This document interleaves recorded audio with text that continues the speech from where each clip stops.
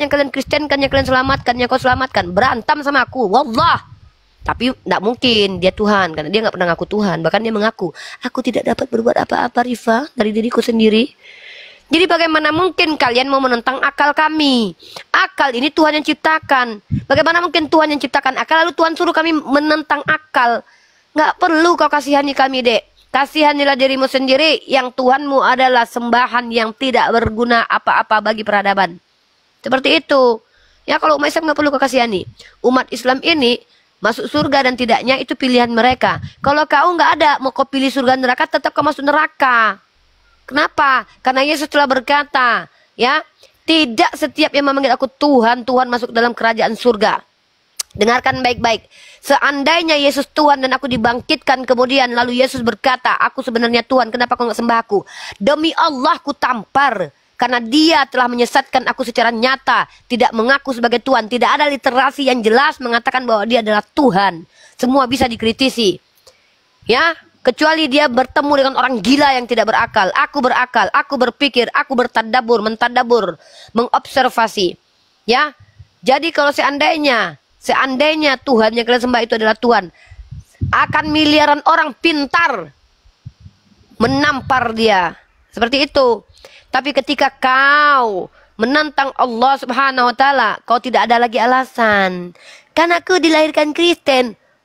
Sepanjang hidupmu telah bertemu dengan orang Islam yang membukakan mana benar mana salah. Kenapa akalmu tidak berfungsi? Ketika kau lagi main judi, akalmu berfungsi. Kau tahu mana yang mau kau keluarkan, mana kartu yang mau kau keluarkan. Ketika kau berjudi bertaruh, kau akalmu jalan. Ketika ditanya 1000 tambah 1000 berapa? 2000, kau paham. Ketika kau berdagang, kau pakai akal. Ketika dunia yang kau kejar, kau pakai akal. Tapi ketika tentang Tuhan, kau tutup akalmu, kau imani saja. Maka wajarlah Allah mencampakkan kalian ke dalam neraka jahanam. Karena kalian memang kafara, menutup diri, menutup akal kalian karena doktrin yang diajarkan kepada kalian. Seperti itu. Kalau argumentasi itu wajib bisa dibuktikan. Kalau tidak, diam kalian. Mending bertanya aja sama Bunda Gembala. Mari kita buka sesi Bunda Gembala menjawab. Kau ini bisa nggak? Kau ini jangan bicara begitu. Coba kasih kepada laki-laki tadi, bang tadi. Siapa kamu ngatur-ngatur kami di sini? Kamu tidak punya otoritas ngatur kami. Kami yang ngatur kamu di sini. Bahkan kalau kau percaya kau punya Roh Kudus dalam dirimu, kami bisa ngatur Roh Kudus dalam dirimu dengan mute kau. Tidak ada istilahnya Kristen mampu menjajah Islam di koma-koma Islam. Meludahimu pun kami mampu di sini. Karena segala kuasa telah diberikan kepada kami oleh Allah di komal-komal Islam untuk mengendalikan kalian. Bukan kalian yang menjajah kami di komal-komal. Kuasa meludahi. Cuh. Nah, itu salah satu contohnya. Ya, tidak ada istilahnya umat Islam. Gak enak banget sih Junya. Hei, ya. Kurang mantap dulu. Keluar beneran. Nggak terlalu treble gitu loh, kurang ngebas gitu loh. Nanti keluar beneran. Udah kekumpul di sini masa telan lagi. Udah kekumpul di sini. Udah kumpul di sini kan, itu telan lagi gitu. Jadi gitu, tidak ada istilahnya orang Kristen berhak menjajah pemikiran dan umat Islam dimanapun kalian berada. Kami punya pemikiran, kami berhak menyampaikannya. Kalau pemikiran kami ini menyesatkan dan tidak ada dasarnya, laporkan kami ke kantor polisi, masuk penistaan agama. Tapi kalau apa yang kami sampaikan ini ada dalilnya, bertengkarlah kalian dengan dasar dan literasi kami dulu. Seperti itu. Halo Vincent, silakan Vincent, boleh bertanya. Allahu Akbar. Ya Vincent, ya silakan. Suaranya Bang Iqbal kok tumben kok iya. Cempreng ya, Bang Iqbal ya? Dia bukan cempreng, dia menjauh dari perangku ini ya. Dia nggak pakai sound card. Halo, ini aku pakai sound card. Assalamualaikum, baru sampai kantor. Assalamualaikum. Nah, gini kan bagus suaranya bagus. Bang Iqbal. Waalaikumsalam warahmatullahi wabarakatuh. Tapi kita jangan tidur, Vincent coba jangan tidur. Nggak tanya dulu, dia sakit nggak? Kalau dia sakit. Bentar. Bang Ini Vincent sakit. Nah, ini pendeta ini lawan diskusi saya kemarin beberapa hari lalu. Ya kalau beliau nggak enak badan nggak apa-apa, kita nggak perlu paksa. Tapi kalau Bang Vincent bisa duduk, saran kami kita duduk karena Bang Vincent kan cerminan dari gereja, seorang pendeta. Tentu walaupun kita di sini bukan tempat warung tua yang kita duduk ngopi, tapi kita bisa santai, tapi tetap dengan ya tidak formal-formal kali lah. Tapi setidaknya Bang Vincent kalau mampu duduk silakan duduk. Tapi kalau badannya sakit nggak apa-apa Bang Vincent. Seperti itu saja. Oke, Brother Vincent, Pendeta Vincent, silakan. Kita tanya Mau dulu nih. bertanya? Pak Vincent Silakan. lagi sakit nggak, Pak Vincent? Lagi gak enak badan mungkin. Pak Vincent Ya, lagi saya sakit? sudah duduk ini. Sudah duduk. Enggak, Pak Vincent lagi sakit nggak? Enggak ada sakit-sakitan kami. Oh, lah sehat itu kelihatannya. menuhankan manusia itu sakit itu. Lanjut. Ya, Pak Vincent di sini boleh menjelaskan karena Anda pendeta, Anda boleh menjelaskan tentang kekristenan. Nanti kami menanggapi dengan cara baik. Kita bawa paradigma yang sesuai dengan nilai-nilai akademis. Silakan Pak Vincent. Atau Pak Vincent mau bertanya tentang Islam, silakan. Ada beberapa narasumber di sini akan menjawab. Di antaranya saya, Bang Ardiansa, juga Iqbal nanti bisa. Jadi Pak Vincent boleh, mau bertanya boleh, mau menjelaskan juga boleh. Silakan, Brother Vincent. Ya, kalau saya ini kan hanya ingin bertanya saja. Tidak menjelaskan apa-apa, hanya ingin bertanya karena Boleh. saya naik ke sini bukan menjadi seorang ahli, tapi ke sini untuk belajar. Siap. Belajar mengenal Islam itu seperti apa. Boleh, silakan pertanyaan aja. Kalau bisa buka camnya lagi Pak Vincent biar teman-teman kita tahu bahwa Bapak adalah seorang yang jelas bukan ChatGPT. Bagaimana bisa masuk surga menurut ajaran Islam itu seperti apa? Karena bagi saya surga itu sangat penting sekali. Hidup di Siap, dunia berarti sementara. tema kita itu ya. Pertanyaan Anda seputar tentang metode cara yang diajarkan di dalam Islam untuk menuju ke surga seperti itu. Iya, itu bisa disampaikan supaya bisa saya catat, saya renungkan. Baik, Bapak Vincent, saya menjawab dengan Al-Quran saya. Tidak boleh menurut saya, karena saya bukan Nabi ya. Saya tahu pengetahuan ini dari Nabi saya Muhammad ibnu Abdullah yang diutus berapa ribu tahun yang lalu dan membawa kitab suci yang bernama Al-Quran, dan tepat di dalam Al-Quran surah Al-Baqarah ayat ke-25. Bapak Vincent silakan catat. Di situlah Allah menjelaskan bagaimana cara masuk surga. Silakan Bapak Vincent. Surah Al-Baqarah ayat ke-25. Bapak Vincent cek sendiri karena saya hafal. Tes 1 2 3. Suara masuk nih. Oke, masuk deh. Ya, lanjut. Al-Baqarah 25. Ya, Quran surah Al-Baqarah ayat 25. Ya, saya bacakan bahasa Arabnya. Saya translate ke dalam bahasa Indonesia. Bapak Vincent dengarkan baik-baik. Bismillahirrahmanirrahim. Wa basyiril ladzina amanu wa amilus solihat anna lahum jannatin tajri min tahtihal anhar. Wa basyiril ladzi dan berikan kabar gembira alladzi kepada siapa? Ya. Alladzina amanu, mereka yang beriman. Wa amilus solihat, mereka yang beramal soleh. Anna lahum jannah, aku berikan surga. Maka cara masuk surga di dalam Islam adalah beriman kepada Allah dan apa yang Allah perintahkan untuk diimani dan beramal soleh. Apa yang disebut dengan amalan soleh? Perbuatan-perbuatan yang diperintahkan dan dianjurkan untuk dilakukan, meninggalkan perbuatan yang dilarang untuk dilakukan. Salah satunya apa? Mensiarkan Islam itu amalan soleh. Berkata-kata yang baik itu amalan soleh. Dan keras pada tempatnya, marah pada tempatnya, ramah pada tempatnya, itu amalan soleh. Yang disebut dengan bersikap adil. Jadi, dua kriteria seseorang itu masuk Islam bukan karena dia mengaku Islam, tapi dia beriman dan beramal soleh.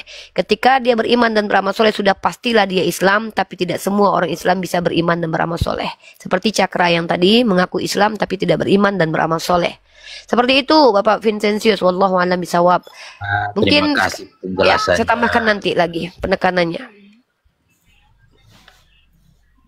Silakan, ada pertanyaan lanjutan, elaborasi pertanyaannya silakan. Ya cukup aja dulu lah, itu aja, nanti saya renungkan dulu. Saya sudah menulis Al-Baqarah 25 tadi. Saya tambahkan sedikit lagi. Jadi di dalam Islam itu bukan kemampuan yang membuat orang masuk surga, tapi kemauan. Coba Bapak Vincent kita renungkan dalam dunia apa istilahnya, naturnya manusia. Kalau surga itu hanya untuk orang mampu dan tidak mampu, maka banyaklah orang yang tidak akan masuk surga karena banyak orang tidak mampu. Tapi mau dan tidak mau. Makanya di Islam itu diperintahkan naik haji itu kalau mampu. Ya, mampu naik haji, tak mampu naik haji pun tidak apa-apa. Bukan mampu dan tidak mampu seseorang itu masuk surga, karena tidak mampu pun naik haji tetap bisa masuk surga. Tapi mau dan tidak mau, Karena mau dan tidak mau ini tidak ada yang tidak bisa kecuali dia tidur, tidak berakal dan baligh. Dan belum balik maksudnya. Makanya dalam riwayat hadis diangkatnya pena itu maksudnya tidak dicatat amal seseorang itu sebagai amal baik atau amal buruk kalau ada 3 hal yang terdapat pada dirinya. Pertama, dia terganggu kejiwaannya, tidak berpikir, tidak ada kemampuan untuk berpikir. Kalau dia adalah anak yang belum balik, tidak dibebankan kepadanya syariat. Kalau dia orang yang sedang tertidur, ketika Bapak Pinser sedang tertidur, nggak sengaja ternyata ketindihan anak, mati anak bayinya, tidak berdosa karena sedang tidur. Tapi ketika sengaja melakukan sesuatu yang melanggar aturan Allah, maka itu masuk ke dalam dosa. Menariknya lagi dalam Islam, Allah Subhanahu wa Ta'ala adalah Tuhan yang mengatakan dirinya Ar-Rahman Ar-Rahim. Bayangkan, kalau ada niat seseorang ingin berbuat baik, belum terlaksana perbuatan itu sudah dicatat sebagai amalan baik. Tapi kalau ada orang yang berniat buruk, tidak terlaksana kemudian perbuatan buruk itu tidak pernah dicatat oleh Allah kalau niatnya hanya sekedar buruk belum direalisasikan. Maka yang disebut dengan perbuatan berdosa adalah perbuatan yang diniatkan yang sudah terrealisasi. Bayangkan menariknya di dalam Islam. Mohon maaf, saya sedikit mungkin mengajak Bapak Vincent berpikir. Saya kan pembelajar dalam dunia kristologi. Saya pernah mendengarkan yang namanya soteriologi Calvinis. Ada 3. Armenian, soteriologi Calvinis, dan universalis. Saya tidak tahu Bapak Vincentius ini. Kalau gereja Protestan biasanya pakai Calvinis. Tapi saya tidak tahu.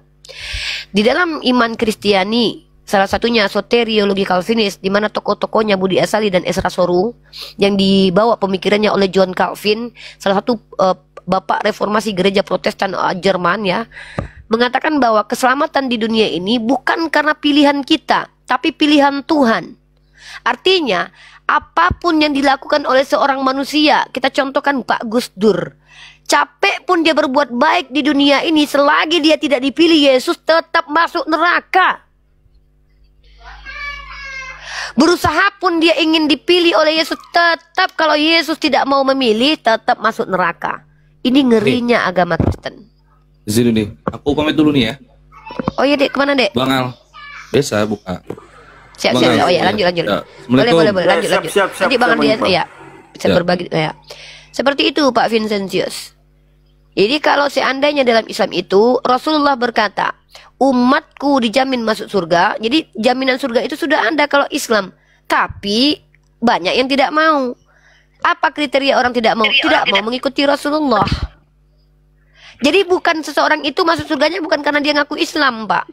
Kalau di Kristen kan ketika dia ngaku Kristen katanya udah masuk surga. Karena jaminan keselamatan itu pilihan dari Yesus. Kalau di Islam tidak. Siapapun ngaku mu'alaf, dia pada saat mengaku sebagai mu'alaf, lisannya bicara, hatinya tidak membenarkan, munafik, maka dosanya lebih banyak. Jadi yang disebut dengan mu'alaf, hatinya dilembutkan, ikrarnya syahadat, hatinya membenarkan, perbuatannya memvalidasi, membuktikan.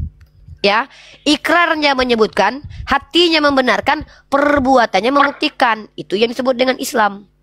Tapi lisannya percaya kepada Allah, hatinya mengingkari, perbuatannya tidak menunjukkan, munafik. Sama dengan kaum kafir hukumnya.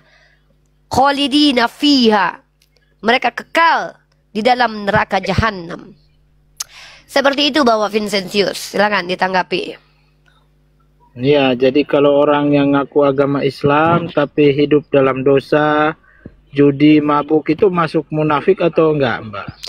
Kalau dia adalah gini, kita harus tahu ya, Allah sudah katakan dalam Al-Quran bahwa Allah memberikan natur kepada manusia itu lemah, khilaf, dhaif. Artinya setiap manusia itu lemah, mudah tergoda. Makanya Allah berikan satu solusi. Jadi dalam Islam itu ada beberapa dimensi. Kalau kita bicara dari aspek dimensi agama Islam dalam syariat, ada bukan syariat ya. Dimensinya itu dimensi informasi, ada dimensi yang logik dan beyond logic, tapi bukan yang unlogic. Kalau kita bicara tentang aspek syariat atau hukum-hukum, maka ada beberapa, Pak. Perintah dan larangan dan kemudian solusi. Perintah, larangan, kemudian solusi. Maka ketika perintah terlanggar, Allah berikan solusi. Kalau seandainya saya berdosa, maka solusinya bertaubat. Bertaubat ini, kualitas taubat seseorang itu tidak ada satupun manusia yang mampu menilainya. Maka tidak ada orang yang bisa jual beli taubat, Pak. Seperti dulu gereja Katolik, jual beli taubat ya dengan indulgensi. Tetapi taubat itu hubungan internal seseorang dengan Allah, yang mana kualitasnya hanya diketahui oleh Allah dan orang tersebut. Karena kalau bicara taubat saja sama aja dengan orang yang munafik tadi. Maka ketika dia taubat, orang-orang yang sudah berbuat dosa, saya seandainya habis mabuk, saya sadar itu perbuatan dosa, saya sesali perbuatan itu, maka pertaubatannya adalah dengan satu, Pak. Pertama, mengetahui kalau itu perbuatan salah. Kedua, menyesali perbuatan itu, bahkan penyesalan termasuk pertaubatan. Ketiga, membenci perbuatan itu. Dan keempat, tidak pernah kembali, berusaha untuk tidak pernah kembali sekuat tenaga mengganti perbuatan tersebut dengan perbuatan yang soleh, yang baik. Itu namanya taubat. Kalau bukan seperti itu, bukan taubat. Kalau tidak seperti itu, namanya adalah menipu. Jadi dalam Islam itu aspeknya adalah pertama adalah perintah. Kalau kita bicara aspek hukum, yang kedua larangan, kemudian solusi. Makanya dalam Islam itu seperti dibolehkan berbohong itu bukan ajaran, tapi solusi, toleransi. Makan babi kalau kami terpaksa itu bukan ajaran, tapi itu toleransi. Harus ada 3 aspek dibedakan. Perintahnya apa? Perintahnya adalah sholat. Maka toleransinya apa? Boleh sholat dengan duduk kalau lagi sakit. Boleh sambil tidur. Atau kalau di atas kapal boleh nggak menghadap ke kiblat. Sama seperti ini. Perintahnya apa? Puasa. Solusi dan toleransinya apa? Boleh batalkan kalau sakit. Larangannya apa? Makan babi. Dilarang makan babi. Toleransinya apa? Tidak apa-apa kalau terpaksa, kalaupun bukan niatnya untuk mengenyangkan perutnya. Jadi yang diuji di Islam ini adalah kepatuhan kepada Tuhan, Pak. Seperti itu ya. Jadi di dalam Islam itu ada beberapa aspek, contoh perintah, larangan, solusi. Berbohong dalam 3 hal itu bukan perintah, karena literasinya berbunyi tidak diizinkan berbohong kecuali. Nah, jadi toleransi itu. Seperti itu, Bapak Vincenzius. Oh, ada pengecualian ya dalam berbohong ya di Islam. Oh, boleh. Kalau Bapak Vincent misalkannya contoh, Bapak Vincent sedang melihat papa dan mamanya bertengkar. Lalu Bapak Vincent lihat mamanya meminta cerai sama papanya. Lalu Bapak Vincent belikan coklat, lalu bilang sama papa, ini dari mama loh. Itu bohong atau bukan? Bapak Vincent beli coklat, kasih sama mama, bilang ini dari papa. Bohong kan? Iya. Kalau Yesus hukum itu, kalau Yesus itu lihat orang yang coba untuk menyatukan papa dan mamanya dibunuh, itu masuk neraka itu. Nah, itu bedanya agama kita. Ya, kalau di Islam itu tidak masuk neraka karena itu menyatukan hubungan orang yang akan bercerai. Yang kedua, Bapak Vincent punya anak. Bapak Vincent rumahnya kerampokan. Bapak Vincent anaknya masuk ke dalam sebuah kamar mandi untuk sembunyi. Penjahat bertanya, "Mana anakmu? Saya ingin memperkosa." Bapak Vincent boleh nggak berbohong melindungi anaknya? Jujur pada saat itu. Pada saat itu, Bapak Vincent anaknya sedang sembunyi dalam lemari. Bapak Vincent ditanya sama penjahat, "Vincent, saya melihat anak perempuanmu. Saya ingin memperkosanya. Di mana anakmu?" Pertanyaan saya, Bapak jujur atau berbohong pada waktu itu secara naluri? Mungkin saya tidak menjawab pertanyaan mereka, tetapi mungkin menggunakan hal-hal lain ya. Kalau yang saya tanya ini, begini, yang saya tanya ini, kalau Bapak Vincent bilang begini, anak saya sudah keluar dari rumah, Yesus hukum itu.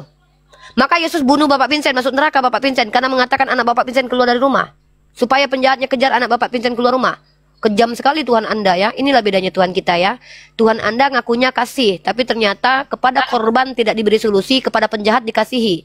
Beda agama kita ya. Kalau di Islam itu Tuhan kami keras kepada penjahat, lemah lembut kepada korban. Bahkan para korban teraniaya diberikan solusi untuk bertahan dirinya supaya tidak mati konyol. Ya, itu bedanya agama kita. Ya, kita agak beda jauh, beda sekali. Dalam agama Kristen menyelamatkan, bahkan Bapak Vincent tahu nggak?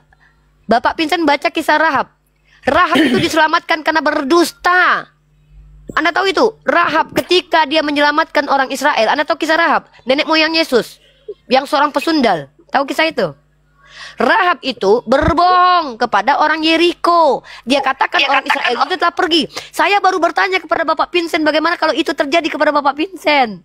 Bapak Vincent bilang saya tidak menjawab. Rahab menjawab. Kata Rahab, orang-orang itu saya lihat sudah pergi. Padahal orang-orang Israel itu disembunyikan di soto rumahnya. Tuhan Bapak Vincent hukum nggak Rahab? Tidak. Tuhan Bapak Vincent selamatkan Rahab karena berbohong, menyelamatkan orang Israel. Makanya saya bingung, ini orang Kristen ini dapat ilmu dari mana? Tidak boleh berbohong. Sementara Tuhannya sendiri izinkan orang berbohong. Saya kasih data tentang Rahab ya. Nih saya kasih data tentang Rahab nih. Baru Bapak Vincent kaji itu. Enggak, saya sudah tahu. Bentar. Saya sudah tahu. Jadi ketika Tuhan Bapak Vincent mengizinkan Rahab berbohong, kenapa kemudian Bapak bilang jangan berbohong sama sekali? Berarti Tuhannya ini berbeda atau sama ini? Saya kan hanya bertanya tadi. Kalau saya kan dihadapkan dengan pertanyaan. Jika ada penjahat masuk, Bapak diam kan? Bapak diam aja kan? Nggak bisa melakukan apa-apa kan? Bahkan Bapak tidak mau berbohong. Ya silakan. Maksud saya gini, ditanya di mana anakmu, saya ingin memperkaosnya. Bapak diam aja kan? Enggak, saya enggak menjawab pertanyaan mereka, tetapi Bapak diam aja. Kan dia penjahat. Bapak diam aja intinya. Tidak mungkin saya diam. Terus Bapak ngapain? Ya pasti saya melawan lah, namanya penjahat. Loh, gimana ini? Bapak baca kitab Bapak, jangan melawan orang yang jahat kepadamu, melainkan apabila ditampar pipi kiri kasih kanan, Pak. Iya. Waduh, kan ini kok ngelawan Yesus ini. Loh, dalam kitab Bapak, kalau Bapak melawan, Bapak babak belur. Kenapa Yesus melarang? Jangan melawan orang yang jahat kepadamu, melainkan apabila ditampar pipi kirimu kasih kanan. Nih, saya kasih data lagi nih. Ya, agak bingung memang dengan agama Kristen ini, berpihaknya kepada orang jahat terus. Matius pasal 5 nomor 38 sampai 39. Kamu telah mendengar firman, mata ganti mata, gigi ganti gigi, tapi aku berkata padamu, janganlah kamu melawan orang yang berbuat jahat kepadamu. Orang yang ingin memperkosa anak Bapak itu mau jahat kepada Bapak. Bapak bisa ngelawan nggak menurut iman Bapak? Kalau bisa coba tunjukkan dalilnya.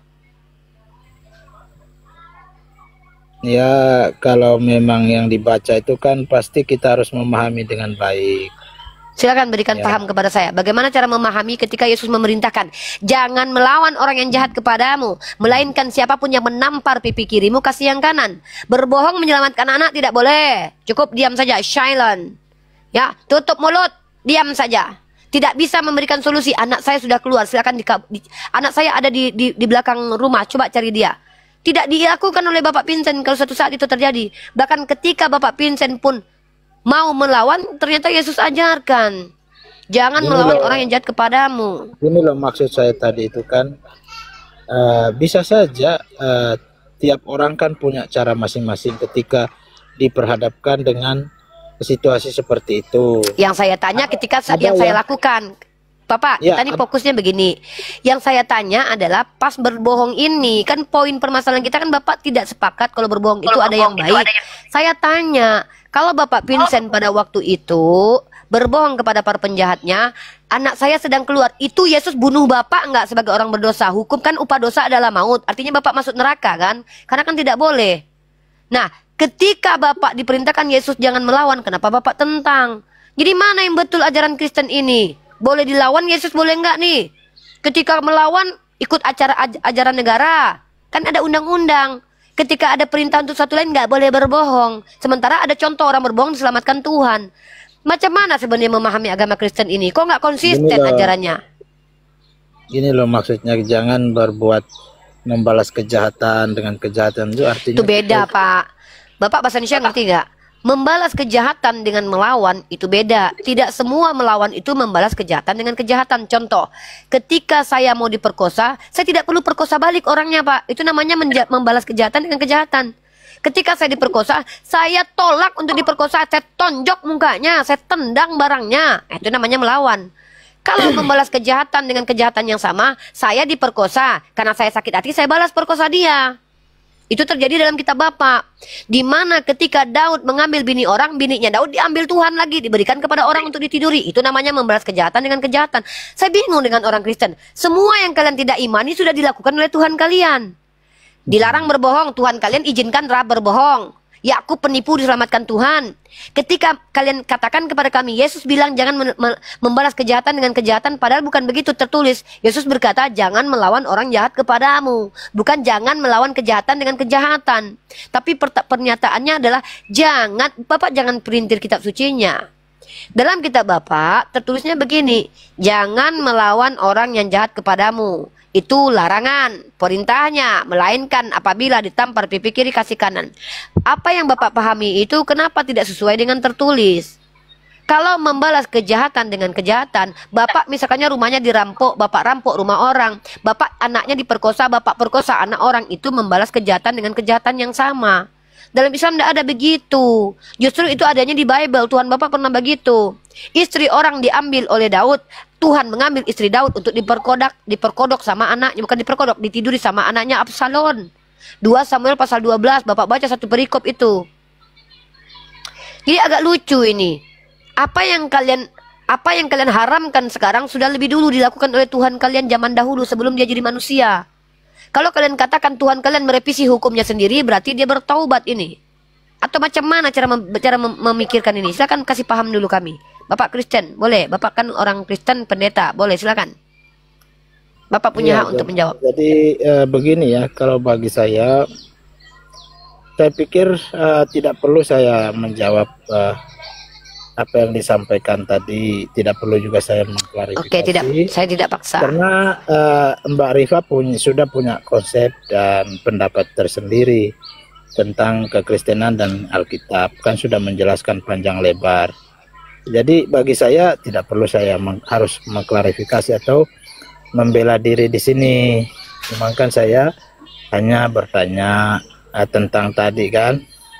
Ternyata bisa dengan contoh-contoh yang sudah ada. Nggak apa-apa kalau saya menghormati apa yang disampaikan tadi. Cuman tadi kan saya ditanya ke saya ketika ada penjahat masuk ya. Kalau saya bukan menolak kebohongan itu, tetapi saya tidak memakai dengan menjawab anak saya nggak ada di sini. Saya pasti Bapak menggunakan. diam. Enggak, saya bukan diam saja atau ketakutan, enggak. Kan diri saya kalau tahu penjahat masuk ya, saya enggak mau berkomunikasi dengan dia. Tentunya kita berusaha bagaimana melumpuhkan penjahat itu secepat mungkin. Nah itu pribadi saya ya. Setiap orang pasti begitu, Pak. Setiap orang kalau udah tahu penjahat, Pak, memang Bapak tahu kalau ada penjahat masuk, buktinya banyak kejadian, Pak, di mana sahabat sendiri menjadi penjahat, tetangga sendiri menjadi penjahat. Yang kita bicara ini adalah ketika peristiwanya sudah terjadi, solusinya apa di agama Bapak, gitu loh. Bapak cerita peristiwa belum terjadi, masa Bapak tahu semua penjahat, mana yang enggak? Bapak ini gimana? Ditanya ke saya, maka saya jawab, karena kepribadian saya seperti itu. Mungkin ada kepribadian orang. Iya, kepribadian Bapak itu menentang Bible Bapak.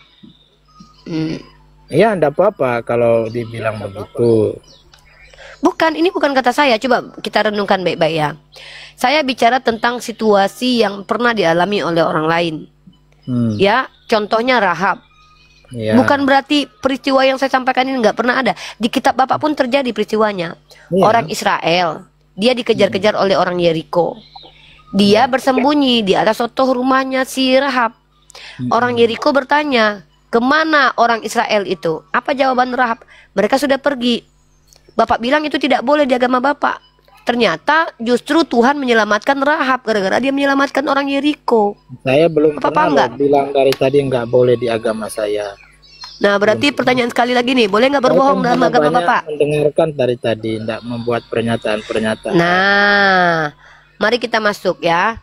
Maka inilah pernyataan kami. Ini yang dimaksud rahmat Tuhan kepada kami, memberikan solusi kepada korban kejahatan untuk bahkan ketika melanggar aturan pun tidak dihukum oleh Tuhan. Karena ketika dia melanggar aturan itu bukan karena dia ingin melanggar Tuhan, tapi ingin menyelamatkan dirinya dengan toleransi dari Tuhan bahwa dia tidak dihukumi sebagai orang berdosa ketika dia berbohong. Karena ada pengecualian, sama seperti makan babi. Bagaimana mungkin orang nggak sengaja makan babi, upah dosa adalah maut, mati dia? Nggak mungkin. Inilah bentuk kasihnya Tuhan itu. Tuhan itu, Pak, dalam Al-Quran, dalam surah Al-Baqarah ayat terakhir, la yukhallifullahu nafsan illa wus'aha. Tidak mungkin Allah memberikan beban hukum memerintahkan manusia itu melampaui kemampuannya. Makanya mampu dan tidak mampu itu tidak jadi asbab orang masuk surga. Tapi yang menjadi asbab orang masuk surga mau dan tidak mau. Karena Bapak tidak mampu pun misalkannya mengikuti aturan Islam, karena memang fisiknya tidak mampu, Bapak tidak masuk neraka. Karena mutlaknya hukum itu kepada mereka yang diberikan kemampuan gitu loh. Mampu Bapak berjalan sholat sambil berdiri, silahkan. Ketika Bapak tidak sholat sambil berdiri, Bapak tidak masuk neraka. Karena itu bentuk cinta kasih Tuhan yang memberikan toleransi. Karena esensi ibadah itu bukan untuk apa ya, kayak orang Yahudi itu. Pokoknya mesti pokoknya nggak boleh pegang mayat. Kalau pegang mayat jadi najis, siapapun mati bahasa bodoh. Nggak dipegang sama orang Yahudi. Inilah ajaran yang tidak mungkin berasal dari Tuhan. Karena ajaran ini termasuk zolim. Tidak bermanfaat buat orang lain dan tidak bermanfaat buat diri sendiri. Karena kalau Tuhan itu mengajarkan sesuatu kepada hambanya, pastilah ajaran itu bermanfaat kepada diri sendiri dan bermanfaat kepada orang lain. Contoh, apa manfaatnya ketika kita berbohong menyelamatkan keluarga kita? Yaitu tadi manfaatnya, menyelamatkan diri dari penindasan, menyelamatkan nyawa dari kejahatan orang lain. Ripa, bilang Yesus Tuhan, ada pistol di kepala saya. Kalau saya bilang tidak, saya tetap masuk surga. Tapi kalau saya bilang iya, saya beriman kepada Yesus, saya tetap tidak berdosa. Inilah Tuhan saya. Kalau ada Tuhan yang ketika orangnya udah mau mati, terpaksa, iya pokoknya saya, itu Tuhan yang zolim. Tuhan yang tidak mengerti dengan ciptaannya. Dia tahu ciptaannya. Masa dia berikan hukum yang tidak mampu dijalankan? Masa dia tidak beri solusi kepada hambanya? Emang dia tidak tahu bahwa hambanya nanti akan menghadapi situasi dan kondisi yang sulit? Seperti yang pernah terjadi, Bapak baca berita-berita itu.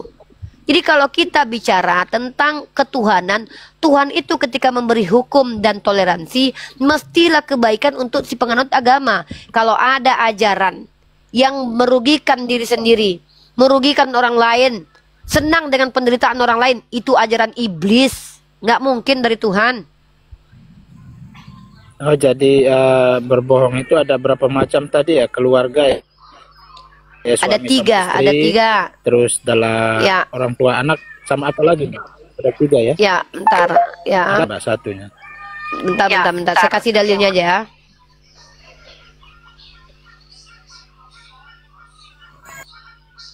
Saya kasih Bapak dalilnya ya. Nih. Aku ini diriwayatkan sama Ummu Kulsum binti Uqbah ya. Ini dalam hadis riwayat Imam Muslim nomor 2605. Aku tidak pernah mendengar Rasulullah memberikan keringanan. Nah, toleransi Pak, bukan perintah. Toleransi. Boleh berbohong kecuali dalam 3 hal. Dalam peperangan. Bapak misalnya dalam berperang. Bapak tahu di mana lokasi senjata. Ditanya sama penjahat, di mana senjata kalian sembunyikan? Bapak nggak boleh jujur, mengkhianati negara. Bahkan Bapak berkata, saya tidak tahu, padahal Bapak tahu, itu juga berbohong. Saya tidak tahu, padahal Bapak tahu, itu kan berbohong itu. Tidak dihukumi berdosa dalam Islam. Kedua, untuk mendamaikan kedua manusia tadi, itu yang saya berikan ilustrasi. Mama Bapak dan ayahnya Bapak mau bercerai.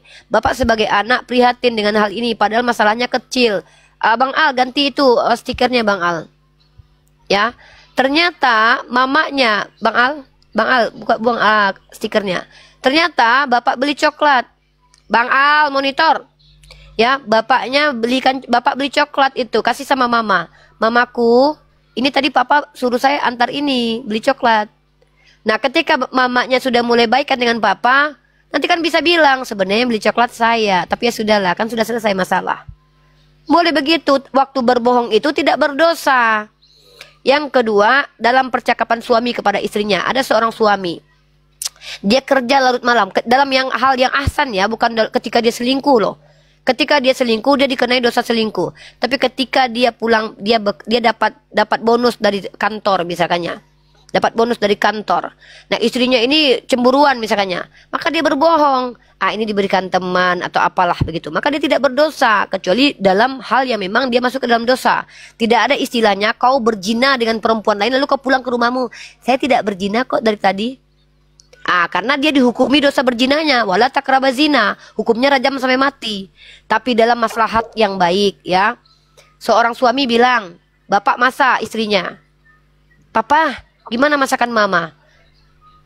Udah capek bininya kalang kabut kerja dari pagi, bilang pula masakan bini nggak enak, ditampar sama bininya itu. Ya boleh bilang masakan mama enak, padahal nggak enak. Tapi mama gini, mungkin mama tadi pas sambil masak menangis ya. Kenapa kok agak rada asin, air matanya mungkin tertumpah, kan pinter begitu. Itulah kemaslahatan dalam rumah tangga, mendamaikan orang lain dalam bernegara. Diizinkan itu, tidak berdosa. Oh, Mama, iya. papa, mama cantik nggak? Padahal muka mamanya kayak kera kan?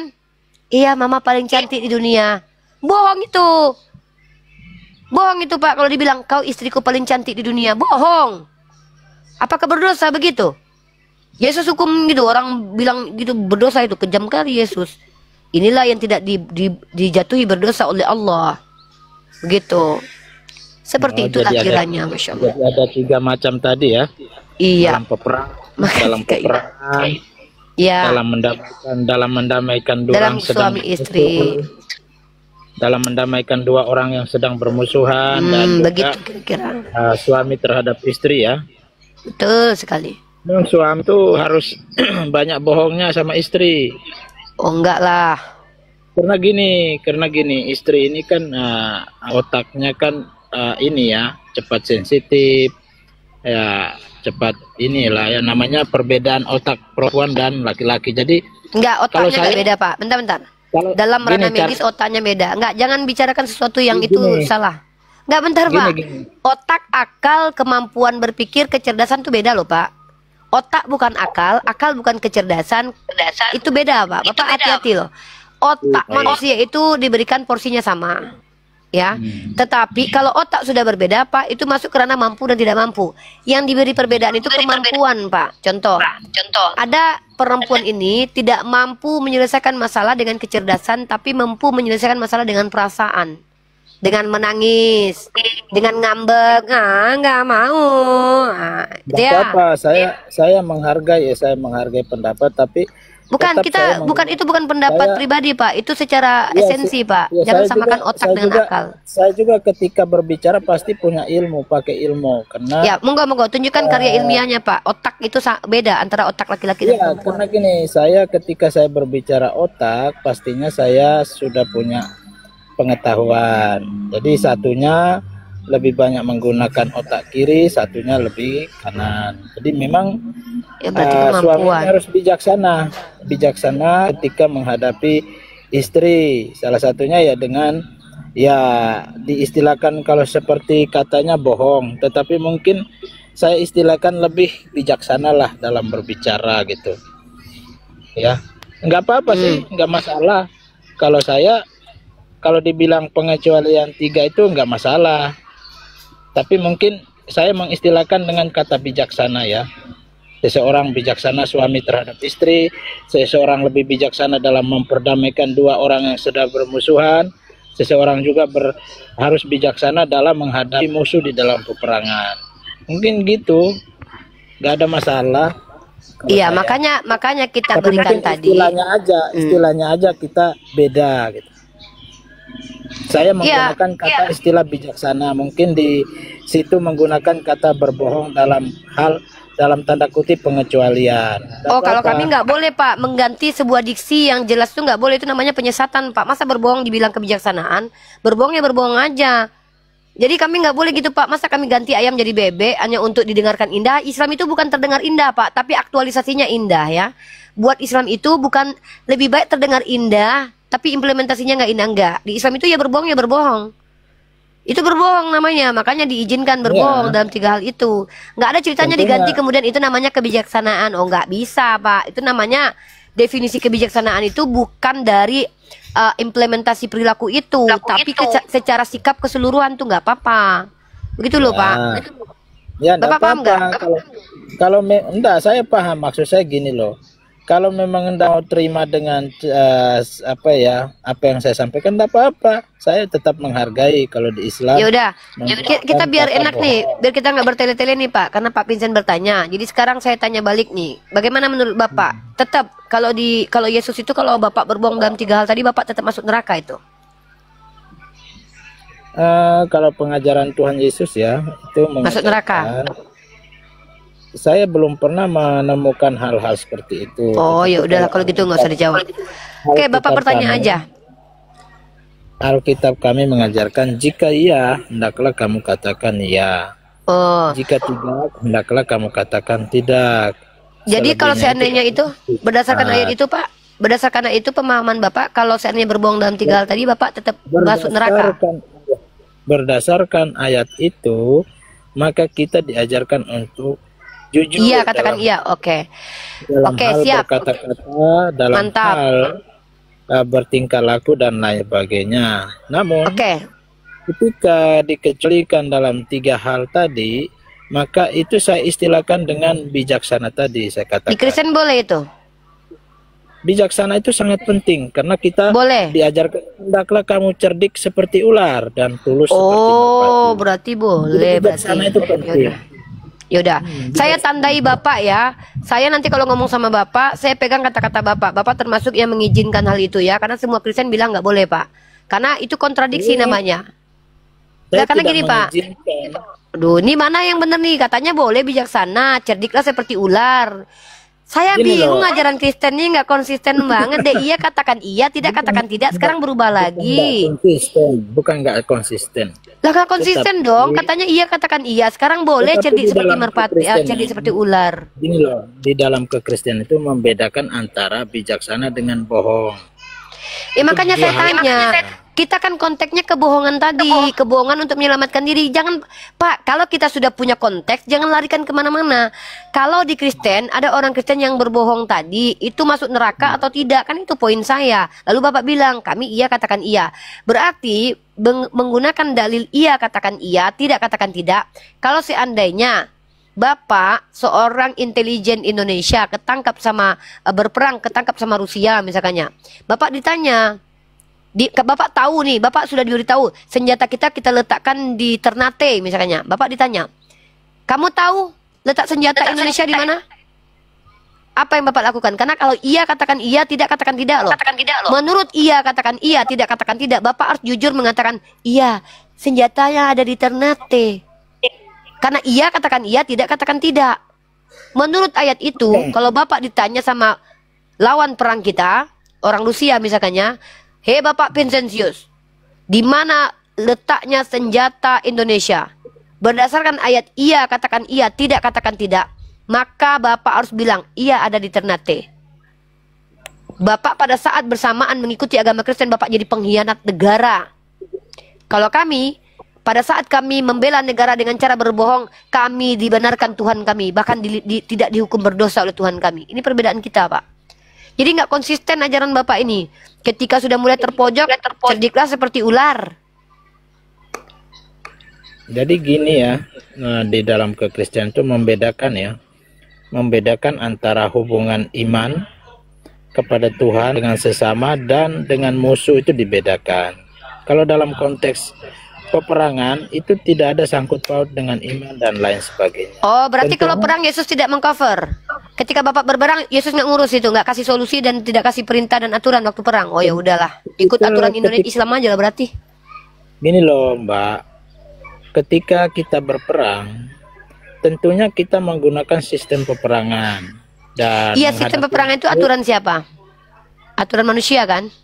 Iya, aturan Nah, manusia. berarti aturan manusia mengalahkan aturan Tuhan Bapak. Di mana Tuhan Bapak bilang jangan melawan orang yang jahat kepadamu. Kalau Bapak ikut berperang, Bapak melawan orang jahat kepada Bapak. Berarti hukum Tuhan Bapak tidak ada apa-apanya dibandingkan hukum manusia ketika situasi sedang berperang. Iya, kalau situasi sedang dalam peperangan, kita harus bijaksana. Harus bijaksana. Katanya tadi Bapak tidak ada kaitannya dengan agama. Aku bawa-bawa agama, aku bijaksana. Itu bawa-bawa agama yang namanya itu. Mana yang Bapak nggak konsisten banget sih. Saya nggak ngerti ya maksudnya Mbak ini apa, tapi ajaran bijaksana itu ajaran agama nggak? ajaran bijaksana ya tentunya ajaran kitab suci Lah kami. ngapain Bapak bawa-bawa kebijaksanaan dalam berperang? Katanya ketika berperang nggak bawa-bawa agama. Yang bener lah, aduh Bapak itu, dari tadi ini udah kacau balau ini. Bijaksana itu tidak hanya berbicara agama. Dalam Lah, lingkup Bapak tahu kehidupan- kebijaksanaan dari mana? Yang ngajar ini Bapak bijaksana itu Tuhan Bapak atau lingkup orang lain? Kehidupan bersosial, bermasyarakat juga kita harus bijaksana. Iya, Dalam yang ngajarin Bapak bijaksana itu siapa? Yang ngajak siapa? Yang mengajarkan kebijaksanaan bisa dari ilmu filsafat, ilmu Oh, teologi, ilmu filsafat. Ya agama, udahlah. ilmu Yaudah, ilmu kita udah tahu, kitab kita udah tahu. suci. Kalau saya Loh. sih melihat dari setiap sudut pandang. Bapak Tidak nggak melihat konsisten ini. Bapak ketika berperang tadi jangan bawa agama. Sekarang bawa agama. Bawa filsafat aja, Pak. Gini loh, kita Duh. kan tadi Udah saya muter-muter ini Pak, buang-buang waktu nih Pak ya. Saya juga mau sholat zuhur di sini. Iya, Ya silakan intinya Bapak tidak masalah jadilah Kristen, tapi dari penjelasan Bapak saya orang yang kritis menilai Bapak tidak konsisten. Ya, nggak Ketika apa-apa. berdusta tidak boleh, tapi boleh bijaksana yang adalah berdusta, namanya aja diganti. Ketika berperang nggak boleh bawa-bawa agama karena hukum negara yang dibawa, tapi akhirnya bawa kebijaksanaan yang adalah ajaran Tuhan. Nggak tahu lagi kita mana yang benar omongan Bapak ya. Saya tidak tahu apakah memang seperti ini di Kristen tentang kehidupan sosial tidak di cover oleh Tuhannya. Tapi ya begitulah yang kita tampak. Bapak boleh tonton lagi omongan Bapak di Rifa MOW. Buat teman-teman di Rifa MOW yang mau belanja silakan, sudah ada daftar Shopee yang kalian ingin belanja di YouTube saya. Bentar Pak, saya bentar Pak. Gini Mbak Rifa, saya terbuka untuk dinilai oleh siapapun. Saya tidak Sama, saya juga terbuka Pak, makanya. Bagi saya hidup saya ini tidak untuk menyenangkan semua orang. Iya sama Pak, saya juga gitu. Emang saya nyenengin Bapak sama. Sendiri. Sama kita. Saya tetap menghargai pandangan orang tanpa harus mengatakan Saya kan paling- menghargai tanpa harus saya pandangan mengatakan Bapak. orang lain jelek, orang lain tidak Oh nggak konsisten. perlu lah Itu ngatain bukan orang jelek pribadi atau saya. jelek Pak, nggak perlu Pak. Bukan Sama pribadi Pak, saya. nggak usah promosi gitu Pak. Itu semua yang Bapak omongan itu sudah ada di Jadi kalau Al-Quran kita Pak. mau Jadi nggak usah berdiskusi, promosikan lagi. kita Nggak mau usah ajarin saya berdiskusi. cara enggak. Bapak izin Pak, saya mau tutup Pak ya. Saya tidak perlu diajarkan diskusi. Saya udah 6 tahun diskusi Pak. Kalau saya mau belajar cara diskusi bukan dari Bapak yang tidak konsisten ini. Saya mending belajar kepada hukum filsafat kalau diskusi. Ya, Manner, ya. metode dan meter. Ngapain saya belajar sama Bapak cara Tuhan diskusi? Bapak aja berkati tidak Mbak konsisten. Rifaya, Tuhan berkati. Ya, Tuhannya Yesus Tetap memberkati rendah hati saya. ya. Tetap rendah Ya, hati oh, ya. tetaplah itu ajaran agama saya Pak. Tidak boleh kita Iya, iya. sombong. Nah, orang Ya. Islam itu diajarkan rendah hati, menghormati Oh orang iya, lain. jelas. Jangan Saya menghormati merasa lebih Bapak. Pintar. Oh Jangan enggak. merasa lebih pintar Ya enggak dari usah. orang. Iya Pak, enggak ada Pak yang Bapak bilang itu enggak ada pada diri saya barusan Pak, insya Allah Pak.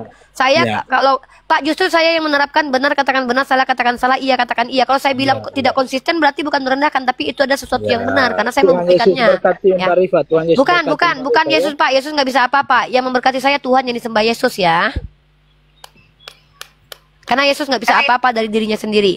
Yesus berkata, aku tidak dapat berbuat apa-apa dari diriku sendiri. Ya, segala firman yang kau berikan telah kusampaikan kepadanya, segala firman yang diberikan kepadaku telah kusampaikan pada kalian. Ngapain saya minta berkat dari Yesus ya? Yesus saja minta berkat dari Tuhan kok. Jadi gitu teman-teman, mengatakan orang tidak konsisten sebagai orang tidak konsisten itu adalah yang benar. Bapak kita ini dari tadi itu tidak konsisten. Ketika iya katakan iya, ketika tidak katakan tidak. Pas saya katakan dia tidak konsisten, dia merasakan bahwa itu ad hominem. Justru aneh teman-teman kesan kita ini. Di satu sisi katanya kita jangan bawa agama ketika perang, tapi mengajarkan kebijaksanaan dalam perang. Kebijaksanaan itu katanya muncul dari agamanya. Entah apalah pelin-pelan begini ya. Itu kenapa saya tidak butuh nasihat dari orang Kristen, karena mereka sendiri tidak konsisten. Hah, gitu ya. Tujuan diskusi ini apa? Menunjukkan kepada generasi kita mana benar mana salah. Menunjukkan kepada generasi kita bagaimana kami berdiskusi. Masya Allah, terima kasih kepada saudara-saudara yang telah memberikan apanya namanya ini ya. Apa yang disebut dengan stiker-stiker ini di YouTube. Ya, aduh, subhanallah. Ya Allah, saya sebutkan, izin ya, sebutkan nama orang yang kasih stiker, tak apa-apalah sebagai bentuk cinta kasih sayang aku ya. Sebutkan. Sebutkan namanya yang kasih stiker. Yang pertama, stiker kita datang dari saudara kita yang di YouTube ya, subhanallah. Ini aku orangnya gitu guys. Aku kalau ada yang kasih aku pasti aku bangga-banggakan. Kenapa? Gak apa-apalah. Itu kan biar orang tahu kalau beliau kan bersedekah dengan tangan terbuka, dilihat orang juga pahala. Seperti Bang Wan. Bang Wan adalah orang yang menjamin wifi selama setahun. Bukan cuma wifi aku, wifi Yonatan Nandar pun, ya. Beliau nih yang ada di TikTok nih. Masya Allah. Bang Wan, beliau orang. Semoga Bang Wan rezekinya melimpah terus. Semoga diberi kesehatan oleh Allah Azza wa Jalla terus. Aku bangga punya saudara-saudara yang support aku. Support untuk apa? Support untuk dapat rezeki. Ada